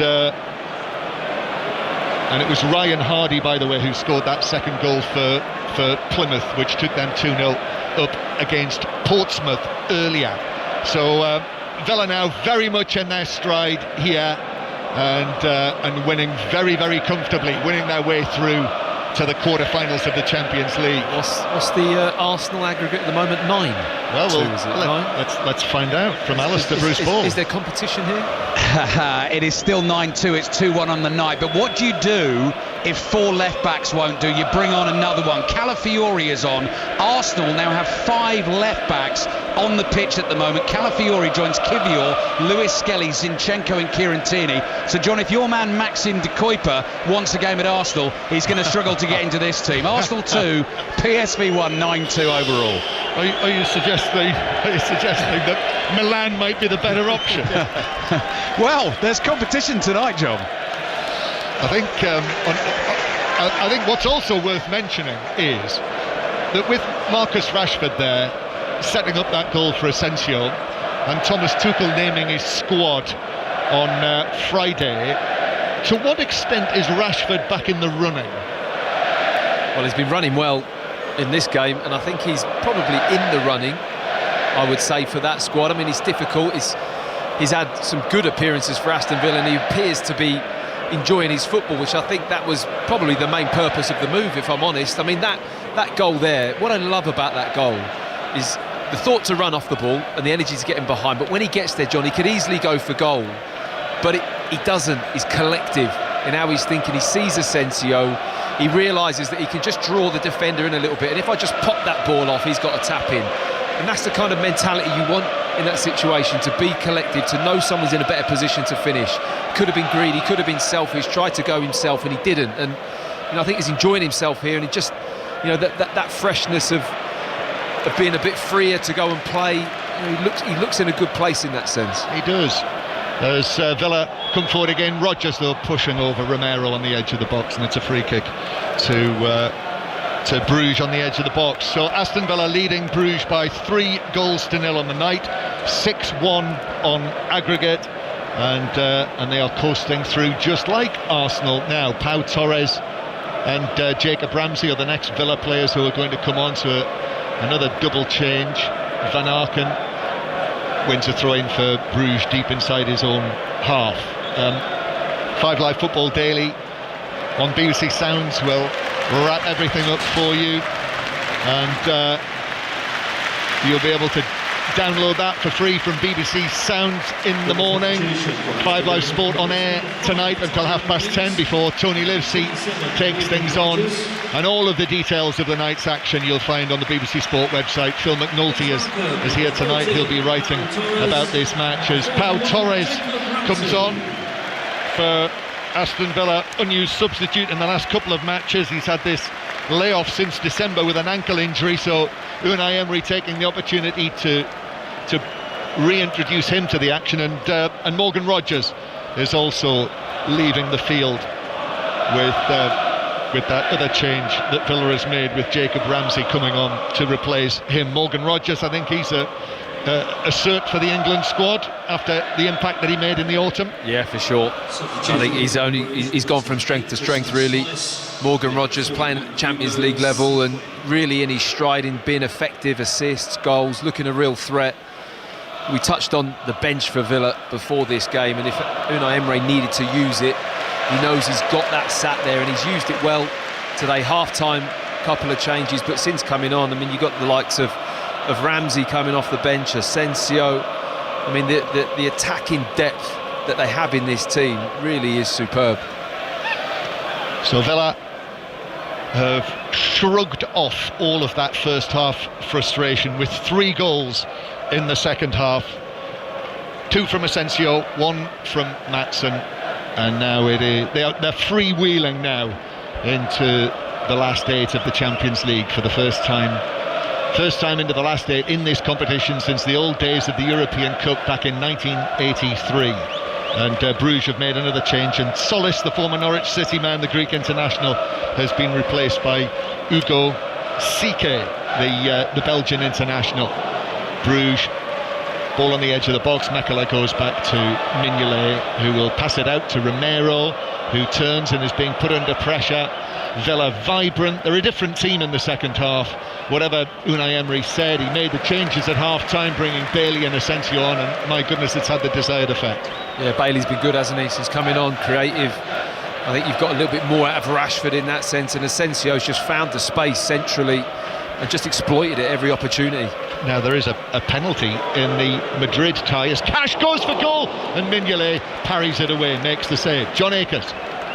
It's a penalty for Real. Atletico 1, Real 0, 2-2 on aggregate, 21 minutes plus added time remaining. Mbappe brought down after getting some space, getting himself into the penalty area after a ball from Bellingham, and Vinicius Junior stands, angles his run, up he comes right-footed and blazes it over the crossbar, and he's missed it, and Real potentially have missed the chance to go through, because it would have been 1-1 and 3-2 on aggregate. 20 minutes to go. Atleti 1, Real 0. So that may well head into extra time. What a twist that is. I don't think there'll be any twists with you, Alistair Bruce Ball, though. No, Arsenal will play the winners of that one in the quarter-final. PSV have got a second equaliser on the night here. Brilliant chip finish by the young Moroccan Driouech after Jorginho lost the ball on the halfway line. So 2-2 on the night, 9-3 on aggregate. The record number of goals scored in a two-legged Champions League tie to date is 13 total. We're now up to 12. 2-2 on the night, 9-3 to Arsenal on aggregate. Thank you very much, Ali. 3-0 to Aston Villa here, and we will have more live football tomorrow night. Very, very interesting tie. Second leg of Manchester United, Real Sociedad. and that is an 8 o'clock kick-off, as is the case with all of the ties involving the British clubs tomorrow night in the Europa League or the Conference League. We'll have it all covered for you, but the commentary, Conor McNamara and Dion Dublin, will be at Old Trafford for that. So that's 5 Live Sport tomorrow night. Cheltenham coverage continues. Commentary on all of the races, all 28 races, on 5 Live and Sports Extra. So 1 o'clock on Sports Extra for that. And as we heard from Russell Fuller at half-time in California, commentary on the Indian Wells tennis tonight, 10 o'clock on Sports Extra. But Champions League with Villa and Rashford into the penalty area. That's blocked. Ball across the 6-yard box, and Asensio couldn't get a touch. Wasn't too far away from a hat-trick if he'd been a yard further on. Morgan Rogers has already scored a hat-trick for Villa in the Champions League this season, the win against Celtic here. And Aston Villa unbeaten in their last 15 home matches, so unbeaten this season on their return to this competition here at Villa Park. This is what PSG is. Rashford goes for a shot from distance on the left-hand side, but it was straight at Mignolet, who was able to stoop down and gather it in front of his knee. Yeah, it was that dipping hit, wasn't it, that Rashford loves. He hits it flat, gets plenty of swerve, and it just bounced in front of Mignolet, made it a little bit difficult with his handling just to keep it under control. But he's looking very bright now. Marcus Rashford just glided past a couple of players a moment ago out wide, and when he puts those burners on, he just leaves people for dead. Villa going to make another change as well in a moment or two. Axel Disasi is being prepared on loan from Chelsea, and he's got his tracksuit bottoms half down as Unai Emery gives him the full range of instructions. A lot of hand signals going on there. I think he'll probably slot into the right back position where he's been predominantly playing for Villa. He's actually done very well there. Played there at Brentford on Saturday and was excellent. Yeah, and he'd almost been written off by quite a number of Chelsea followers, hadn't he, for his performances there. Back to Elland Road in the Championship, Julia Boyd. It is now Leeds 2, Millwall 0.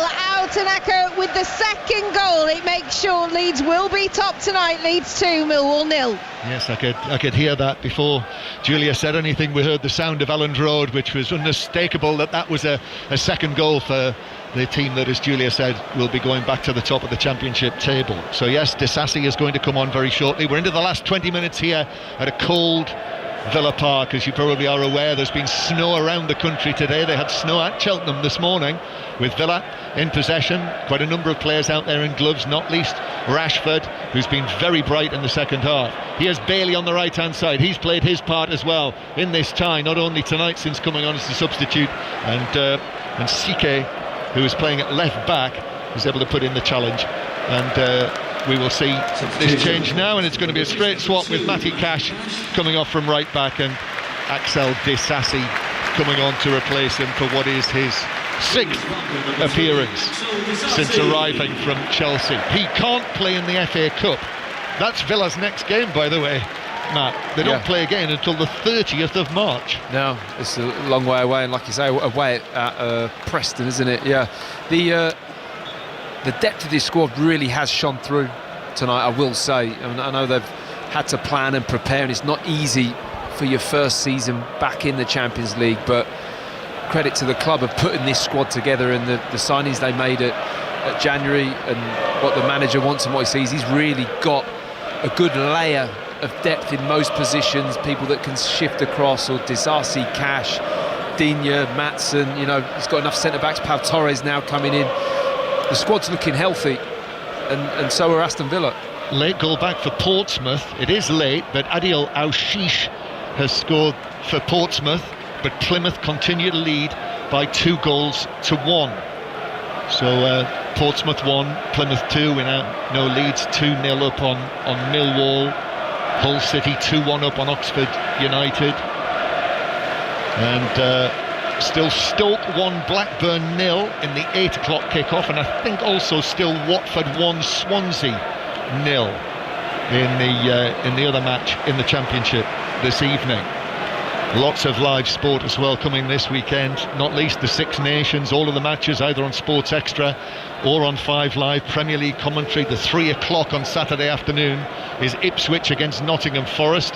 And then on Sunday, do join us at Wembley on Sunday. 5 Live is the place to listen to the Carabao Cup final, which is taking on a very interesting approach with what's been happening with Liverpool and Newcastle. Here's Rashford just outside the box, tries to get it back, but that's cut out by Romero for Brugge on the edge of the area.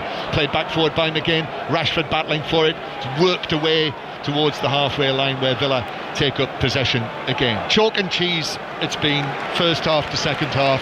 Yeah. Now, since the half-time break, it has looked as though Villa are playing against a team who've had a man sent off. Yeah, absolutely. I mean, it's hard to really kind of rate Brugge in this second half. That goal went in when they had 9 men on the pitch and they're really stretched, and I think that the game's just overwhelmed them now. Villa have just asserted their authority on this game and it's completely dead, and Brugge are going through the motions. They're still working hard, trying to shut down and keep their shape, but Aston Villa in total control and just waiting for that clock to just tick down and see if they can pick up any more goals. Yes, at Manchester City in January, Brugge were winning 1-0 at half-time, conceded 3 goals in the second half.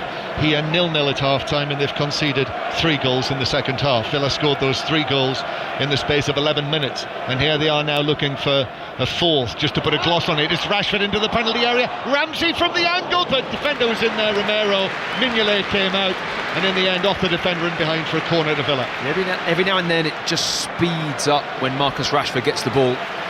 Villa smoothly knocking it about, pops it into him, and then he'll just commit someone, and then the little burst of pace comes afterwards, and then all of a sudden there's runners in the box and the game livens up, and I think he's brought that in this second half, Marcus Rashford.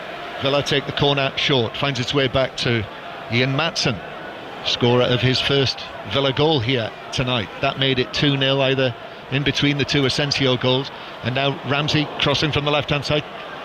Touch on that, which takes it back out towards the right flank where Disasi is going to turn it back up the line, then Bailey, McGinn centrally, now Maatsen. Brugge have got everyone back behind the ball, inviting Villa on. Tielemans hits the shot, which flashes to Mignolet's left, and pretty much at full extension he pushes that away behind for another corner. Well, the crowd were urging for Maatsen to shoot with his left foot, but he lends the ball to Tielemans and he thinks, OK, I've got the time and space, I'll hit one with his right foot. Tries to whip it around into the far post corner, and Mignolet diving to his left hand side, just gets a good left hand on the ball and parries it out for a corner.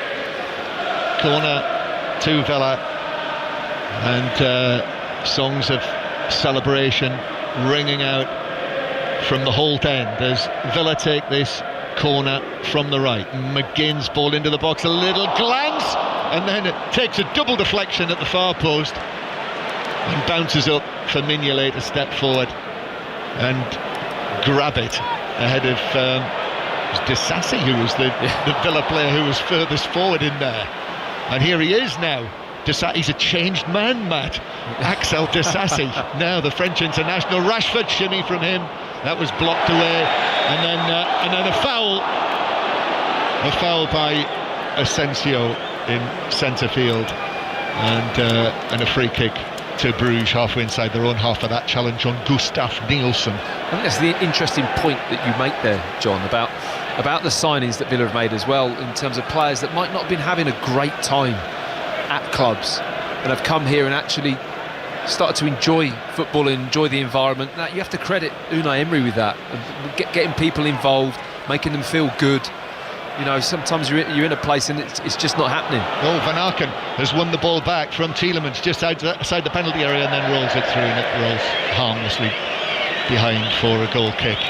So it is, as Christophe Terreur was saying to us before the match on 5 Live Sport tonight, it does very much look as though Brugge are going to have to concentrate on getting themselves back into the Champions League again for next season under Nicky Hayen, their coach, who's just stepping forward. Hasn't had a coat on at all tonight, despite the cool temperature. It can't be too far above freezing, but they are second in the league. But in the Belgian system, they've got one match to play on Sunday against Charleroi before the top 6 break away, and they have that championship round where Brugge will again try to come through and win the title. Bruges, champions in Belgium in 4 of the last 5 seasons. They're having a real period of domination and enjoying European football as well, getting through to this stage of the Champions League. Semi-finalists last season, if you remember, in the Conference League, where they lost out to Fiorentina. So they have been a team on the rise again, the former European Cup runners-up.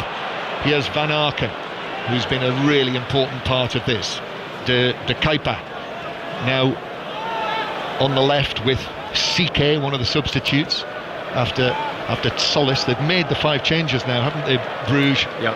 Having gone down to 10 men, made the 5 substitutes, and Bruges have got it on the halfway line. And it is full time at Elland Road with you, Julia Ball. It's finished Leeds 2, Millwall 0. An own goal from Jake Cooper came on 3 minutes when Manor Solomon's cross was deflected in. Altanaka's shot on the edge of the area, 5 minutes from time, put it to bed. Daniel Barker's side go back top of the table.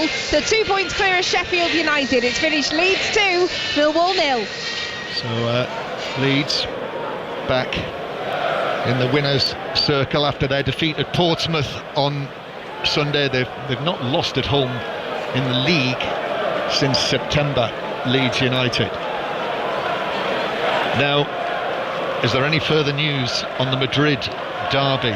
All square on aggregate. John Akers. Tense, 2-2 on aggregate. Atleti 1, Real 0. The goal coming from Conor Gallagher after 27 seconds of the game. Real with Vinny Jr. have missed a penalty. Since then, Vasquez has had a header saved and Griezmann's had one saved from distance for Atleti. 8 minutes plus added time remaining. Atleti 1, Real 0. Maatsen into the penalty area. Ramsey and Maatsen working well together. They've turned on the style, Villa, in the second half. They've entertained this full house, well, almost full house. There are actually, strangely, some empty seats on the far side of Villa Park in the lower tier of the Doug Ellis stand. I know tickets for Champions League at Villa Park this season are very expensive. As Villa go back towards the halfway line, Pau Torres. Then square to Ezri Konsa. He's another one I expect, I'm sure, will be in Thomas Tuchel's squad on Friday. Axel Disasi now. Played in the World Cup final, remember. Axel Disasi. Konsa, then across to Pau Torres. And then Torres just runs the ball forward, still going with it. 3-0 on the night. If you've just switched onto us on 5 Live, 3-0 on the night, 6-1 on aggregate. So Aston Villa playing in the the top European competition this season for the first time for 42 years. Only the 3rd time that they have had a season in this competition. And in every season of that, including this season, I think we can say now, they have reached the quarter-finals or better. Not a bad record, that. Long pass forward for Bruges, though, as they have a rare break downfield with Skoras, who actually has to then go back into his own half, and Michela will return it all the way back towards the edge of the penalty area. So 6 or 7 minutes to go. Yeah, been very nice with the ball this evening, Bruges, I will say. Even in this second half now, they're well beaten. They've had a tough evening, but they've still got nice movement and energy. They're playing 1 and 2 touch, moving the ball nicely. I think they're set up really well. They're quite an attractive team to watch. Hull City have won. They've beaten Oxford by 2-1, having been a goal down. So for Hull City, that is now 3 wins from their last 5. And Watford have won as well, 1-0 against Swansea. And for Watford, that is also 3 wins in their last 5 matches. 3-0 here, still 2-2 the Arsenal match. Arsenal 2, PSV 2, still Atletico Madrid 1, Real Madrid 0. So that is 2-2 and heading to extra time. Conor Gallagher scoring the goal. Here is Romero. Then Nielsen gets involved and Romero goes back to Van Aken on the halfway line. Ball over the top through the middle, but the header back from Konsa takes it all the way back to Martinez, who's been a virtual spectator in the second half. Yeah, the biggest impact he's had is with his feet. You know, for the sending off, brilliant ball over the top since then. He's just moved the ball nicely, a couple of nice diagonal passes, and very comfortable return back to the team for him. And Club Brugge have just not been able to sustain it with the 10 men.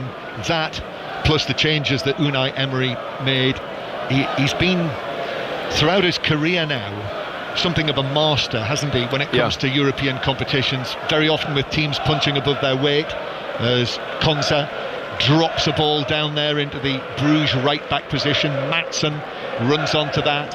Maatsen now taking it back up the line. Tielemans is there. Tielemans, a real dependable figure in this Emery Aston Villa team. Disasi now on the right-hand side. Disasi's ball across the box. That's cut out on the edge of the penalty area. And it should be cleared away by Van Aken, who's forced to take it down into his left-back position. Plays it up to Nielsen, who chests it off back near the edge of the box on Yedika. Goes back to Romero inside the penalty area, and then Mekele has to take it out towards to the far side. But yes, Aston Villa against Paris Saint-Germain in the last 8 is going to be absolutely fascinating, with Emery up against his former club as this latest Bruges attack breaks down. He will be highly motivated, I don't think there's any question, after his 2 seasons there when there was a lot of aggravation, as there often is for PSG coaches. There can be, but that game is going to be fascinating, I will say. I mean, whether or not Villa will be able to deal with the speed and the physicality of how PSG play, their midfield 3, the way they use the ball, how aggressive they are with the decision making, the work off the ball. I mean, it's all the things that you never used to associate with that team, did you? You know, when they had the superstars and... They are the best PSG team that I've seen. And I mean team. Yes, completely agree, John. And it's all those reasons of the things off the ball and the work rate is just at such a top level. Here's Rashford again, who's really turned it on in the second half. Marcus Rashford. Asensio is in there as well. Now Bailey just outside the area, into Rashford in the box, but Rashford, the challenge came in, good challenge it was actually, that just prevented him getting the shot in. It was slipped through very nicely, and it was Van Aken, wasn't it, who came back in, just did enough to put him off. He's been sat in that kind of deep position most of the second half, Van Aken. I mean, I don't really know where he's been playing, kind of deep lying midfield, dropping into the centre back. They've just, formation-wise, they've just been all over the place trying to get the ball. But the trouble with that is, when it does turn over, there are holes everywhere, and Villa are looking to exploit them really quickly. Plymouth have won at Portsmouth. So Portsmouth's rise, having won 4 of their last 5 before tonight. Bottom of the league, Plymouth have won away by 2 goals to 1, as Nielsen is foul on Konsa, and it's a free kick to Villa in front of their own penalty area. Marcus Rashford, Matt, is still yet to open his account for Aston Villa in terms of goals. This is his 9th appearance, and he's got the look of the man. I mean, time's running out now.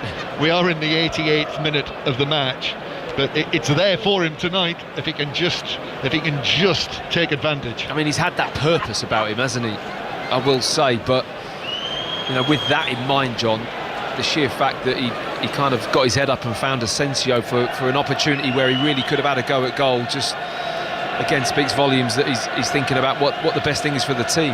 Let's get another update from John Akers, who's watching the Madrid derby in the Champions League. Atleti 1, Real 0, 2-2 on aggregate, 1 minute plus added time remaining, and then extra time, and then penalties if needed. Conor Gallagher's goal separates the sides. Of course, Vinicius Jr.